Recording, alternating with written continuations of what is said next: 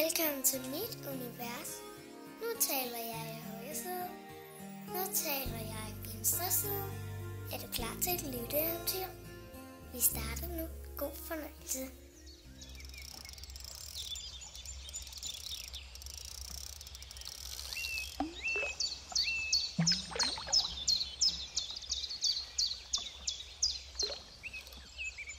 Langt ude og dybt nede, hvor søen skifter farve fra grønt til gråt, bor Skalle. Skalle hedder ikke Skalle, bare fordi han ikke har noget hår, men fordi, at det kalder man altså den slags fisk.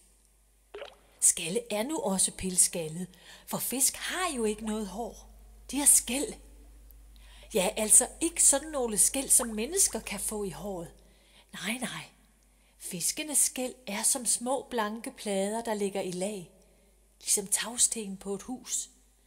Hele vejen ned langs ryggen og helt ned til halefinnen. Nu tænker du måske, hvorfor de to store fisk havde jagtet sådan rundt for at fange lille Skalle, og det skal jeg såmænd fortælle dig. Skalle havde nemlig fundet et skattekort.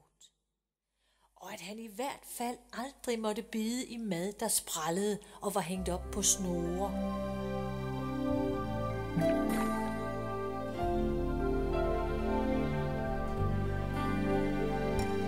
Lille Skalle, hør hvad jeg som din mor fortæller dig. Verden er et farligt sted. Bliv på bunden, der er fred.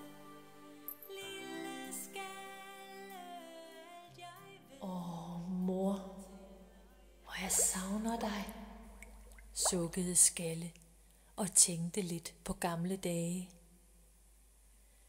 Nu var hans mor ikke i søen længere, og derfor gjorde Skalle alle de ting, han selv ville. Har du det? Sagde Skalle og så helt lettet ud. Kan sådan en lille haletusse godt få idéer? Ja, sagde haletussen. og forresten så hedder jeg Henriette.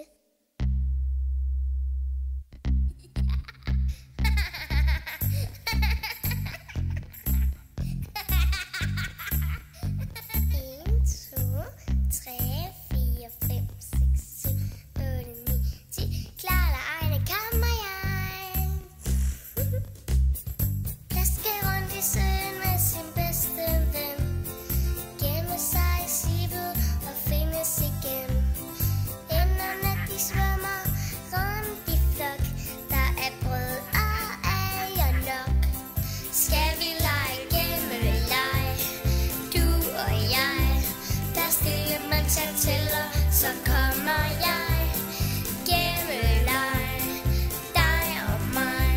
Vær stille, for nu er jeg på vej. Gamle vatnisser. Vatnisser? Geden Sejer fnysede arigt og skød underkæben frem. Nu skal jeg lære de små banditter, hvem det er, der bestemmer her i søen. Nu fanger vi de to bæster, og så æder vi dem. Og så tager vi skattekortet, og så finder vi skatten. Og så svømmede de i fuld fart efter de to små nye venner. Du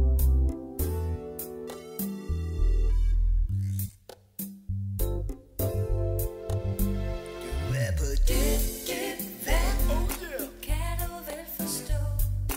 Dybt vand. Det kan du vel forstå? Du er på dybt vand. Det kan du vel forstå?